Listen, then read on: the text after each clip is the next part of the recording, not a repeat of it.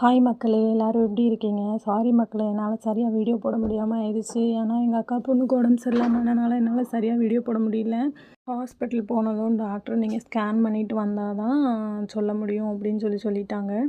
Scan பண்ண சொன்னனால நாங்கள் ஹாஸ்பிட்டல் கூட்டிகிட்டு போயிட்டு வரும்போது ரொம்ப டைம் ஆகிடுச்சு. அதனால தான் என்னால் சரியாக வீடியோ போட முடியாமல் ஆயிடுச்சு. போகிற வழியில் எடுத்த வீடியோஸ் தான் நான் உங்களுக்கு காணிச்சிருக்கேன். போகிற வழியெல்லாம் பார்த்தீங்கன்னா ஒரே பைனாப்பிள் செடி தான் மக்களே. அங்கே தூரத்தில் ஒரு ஹாஸ்பிட்டல் தெரியுதுல, எம்எம்டின்னு சொல்லுவாங்க. அந்த ஹாஸ்பிட்டலுக்கு தான் நாங்கள் போனோம்.